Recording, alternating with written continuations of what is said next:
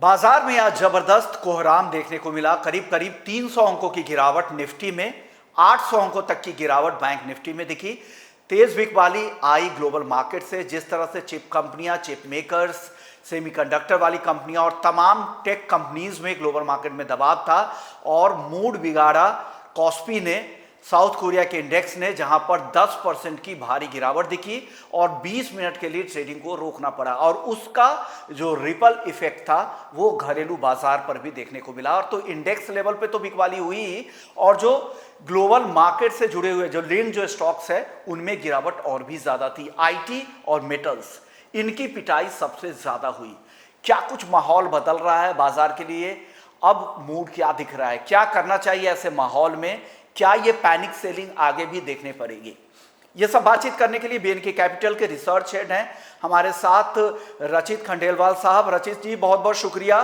पिछले हफ्ते आपसे बातचीत हुई थी तो मुझे याद है आपने कहा था बाजार में मोमेंटम तो दिख रहा है लेकिन 23,800 लोअर लेवल पे अच्छा सपोर्ट है, अगर वो ब्रेक होता है तो बिकवाली बढ़ सकती है। तो दोनों तरह की चीजें आपने अलर्ट किया था, आगाह किया था।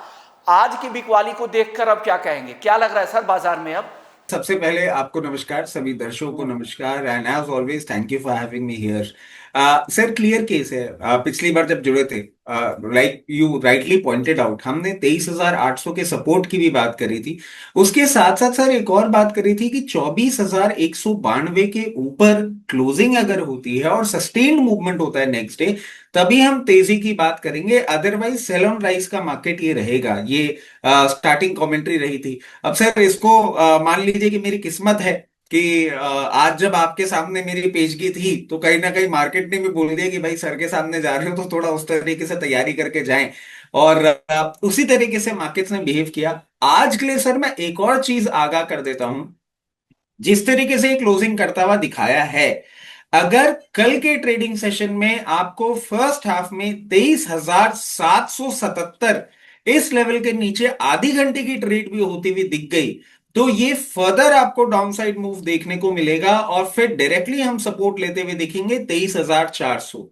अपसाइड की हम बात करें, अपसाइड वहीं कैप हो रही है 24,192। जब तक वो लेवल नहीं क्रॉस होता हम अपसाइड की बात नहीं करेंगे। बैंक निफ्टी भी आज आप देखें अछूती नहीं रह पाई। एक अच्छे मोमेंटम को रजिस्टर करते हुए निफ्टी को आउट परफॉर्म कर रही थी बैंक निफ्टी। बट जिस तरीके से आज इसने करेक्शन दिखाया है, वापस 57,400 एक रेजिस्टेंस लेवल बनता हुआ दिख रहा है।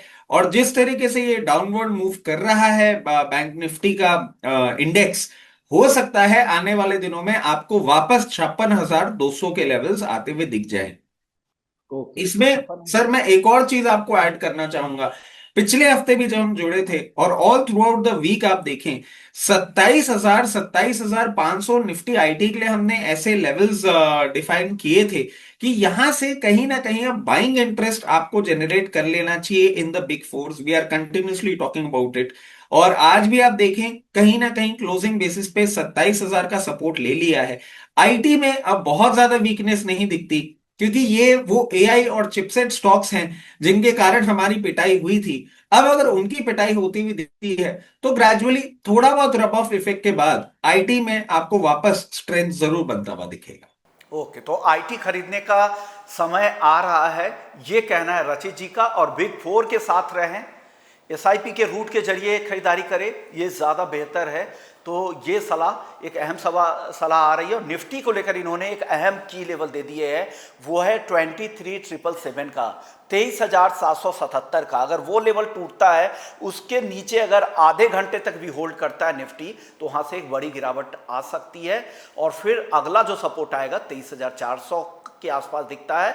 और ऊपर में 24,192, 24,192, ये एक रेजिस्टेंस का काम अभी नियर टर्म में दिख रहा है।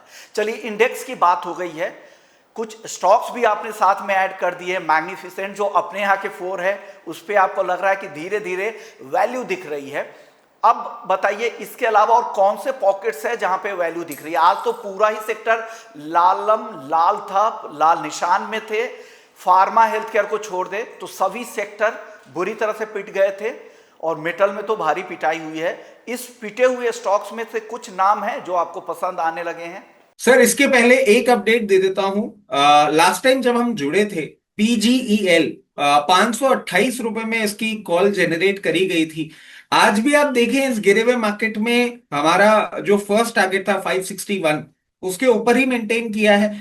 कल के ट्रेडिंग सेशन में इसने 579 को रजिस्टर कर लिया है। सेकंड टारगेट इंटैक्ट है 609। और मैं समझता हूं आने वाले कुछ दिनों में आपको वो लेवल्स भी देखने को मिलेंगे। मैं समझता हूं जिन भी दर्शकों ने लिया है उनको मैं एक ही चीज सजेस्ट करूंगा, फर्स्ट टारगेट हिट हो गया है और इस वॉलेटाइल मार्केट्स में मेजॉरिटी प्रॉफिट उन्होंने बुक कर लिया होगा। अगर जिन्होंने नहीं बुक किया है, क्या वो कल बुक कर ले, क्या ये सलाह देंगे क्या? सर मेजॉरिटी बुक कर लेना चाहिए क्योंकि देखिए एक अच्छा मोमेंटम है। निफ्टी अपने रेंज में नहीं, मगर 528 का स्टॉक अगर एक हफ्ते में आपको 579 के लेवल्स दिखा देता है तो एक डिसेंट रिटर्न है, बुक जरूर कर लेना चाहिए। थोड़ी सी पोजीशन रखें अपने सेकंड टारगेट जो कि 609 है, वो भी आपको गोइंग फॉरवर्ड, क्योंकि 15 दिन का हमने टाइम आपसे मांगा था और एक डिसेंट परफॉर्मेंस आ गया है तो पार्शियल प्रॉफिट जरूर बुक कर लेना चाहिए। अब कल के लिए बताइए, कल के लिए आपको क्या पसंद आ रहा है, आपकी टॉपिक क्या है? सर टॉपिक एक ही रहेगी, स्नाइडर इलेक्ट्रिक इंफ्रा। ओके। आप ये देखें बहुत लो, क्योंकि अब सेबी का नॉर्म है तो वो भी हम करने लग गए हैं। बहुत लोअर लेवल से हमारी मीडियम टर्म पोर्टफोलियो का ये पार्ट है। मतलब ये मान के चलिए करीबन 780 रुपए से हमारा इसमें कवरेज बना हुआ है। अभी भी हमने इसमें एग्जिट नहीं किया है। अगर कल के ट्रेडिंग सेशन में आप पोजीशन बनाना चाह रहे हैं तो 1442 इन लेवल्स पे पोजीशन बनाई जा सकती है। स्टॉप लॉस 1372 का होगा। पहला टारगेट 1498 और दूसरा टारगेट 1580। इन दो टारगेट्स के लिए 15 दिन का टाइम होराइजन अगर आप लेके चलते हैं तो इसमें भी आप एक बाय साइड पोजीशन जरूर बना सकते हैं। तो स्नाइडर इलेक्ट्रिक, इनकी अगली कॉल आ गई है। 2 हफ्ते के लिहाज से यहाँ पर खरीदारी की राय है। स्टॉप लॉस भी आपको बता दिए इन्होंने, टारगेट दोनों भी बता दिए हैं आपको। सर, मेटल्स की मैं बात कर रहा था, मेटल्स में कोई स्टॉक्स आपको जो पसंद आ रहा होगा आज की गिरावट के बाद? सर देखिए मेटल में एक हमें ये चीज नहीं भूलनी चाहिए कि रशिया की तरफ से मेटल में कंटिन्यूसली सेलिंग आ रही है। और वही एक कारण है कि आप देखें कि पूरा का पूरा जो हमारा मेटल सुपर साइकिल में चल रहा था उसमें कहीं ना कहीं डेंट देखने को मिल रहा है। मैं भी कहूंगा जिनके पास जो पोजीशन है बनाए रखें। नॉट दैट मैं ये कह रहा हूं कि रिवर्सल नहीं आएगा, बट अभी यहां से फर्दर आपको थोड़ा सा पेन पॉइंट जरूर देखने को मिल सकता है। और जैसे कि अगर आप फेवरेट्स की बात करें तो मेरा all time favourite speciality steel बनाने वाली कंपनी सेल है। और कहीं ना कहीं जब तक सेलिंग प्रेशर हावी नहीं हो रहा था, ऑफ आइस ट्रेड कर रही थी 180-82 रुपए पे, अच्छा लग रहा था। बट आज जिस तरीके से ये करेक्टिव मूव के चपेट में आया है और इसने लेवल्स ब्रेक किए हैं, कहीं ना कहीं 158 जो इसका 200 डे मूविंग एवरेज है उसके पास आता हुआ दिखेगा। तो मेटल में मैं यही बोलूंगा जिनकी पोजीशन है वो बनाए रखे। Not that everything is over, मगर हाँ ये चीज जरूर है कि जिस तरह की सिचुएशन बनती हुई दिख रही है, for the time being reversal नहीं दिख पा रहा है। ओके।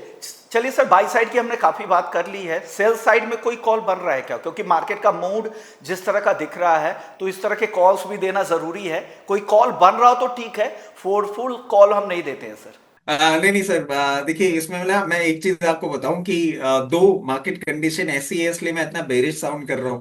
बट अगर आप मेरे से पूछे तो मैं इनहेरेंट बुल ही हूं। और मेरे को अभी सेल साइड, मतलब अगर आप स्टॉक स्पेसिफिक पूछे तो सेल साइड ट्रेड नहीं है।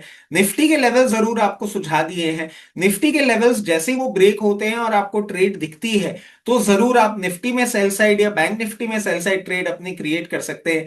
मेरे को स्टॉक्स में यूजुअली नहीं दिखती है। मतलब मैं आपको बताऊं, मेरे को कहीं ना कहीं रिलायंस इंडस्ट्रीज में वीकनेस तो दिख रही है, बट सेल साइड ट्रेड देना एक स्टॉक में बहुत हिम्मत का काम होता है, जो कि मैं कर नहीं पाता हूं पिछले 2 दशकों से, क्योंकि मैं बुल ही रहा हूं। वो तो सिचुएशन ऐसी बनती हुई दिख रही है इसलिए मार्केट में सेलिंग प्रेशर हावी होता हुआ दिख रहा है। बट सेल साइड ट्रेड निकालने में बहुत ज्यादा कंफर्टेबल रहता नहीं हूं। बट हाँ, निफ्टी के जो आपको लेवल्स दिए हैं अपने कंफर्ट के हिसाब से वहां पे सेल साइड ट्रेड जरूर इनिशिएट कर सकते हैं। ओके, तो ये कुछ राय आपकी तरफ से बाजार को लेकर निकल के आ रही है। बहुत बहुत शुक्रिया करेंगे रचित जी, आपने वक्त निकाल के हमारे दर्शकों को मदद की। जाने से पहले जो भी राय आपने दी है उससे जुड़े हुए डिस्क्लेमर क्या है सर? बिल्कुल सर, जितने भी स्टॉक्स हमने आपके चैनल पर डिस्कस किए हैं उसमें मेरी personal position, immediate family position, client position हो सकती है। जितने भी स्टॉक्स हमने आपके चैनल पर डिस्कस किए हैं वो कंपनीज, उनके प्रमोटर, ग्रुप कंपनीज हमारे क्लाइंट हो सकते हैं। Investment in equity market are subject to market risk. Please consult your financial advisor before making any investment और taking any trade in any of the script that we have discussed on your channel. Certification of NISM and registration of SEBI no ways guarantees the performance of the intermediary, or the past performance do not guarantee or give any assurance of future performance. So please take your trade as per your risk appetite. Thank you, sir. Thank you so much sir, वक्त निकाल कर हमारे दर्शकों को मदद दी आपने। Thank you sir. चलिए इसी नोट पर स्टॉक मार्केट के राउंड अप को यहीं खत्म करेंगे। बाकी अपडेट्स के लिए आप बने रहिए हमारे प्लेटफॉर्म बिजनेस 24 टीवी के साथ।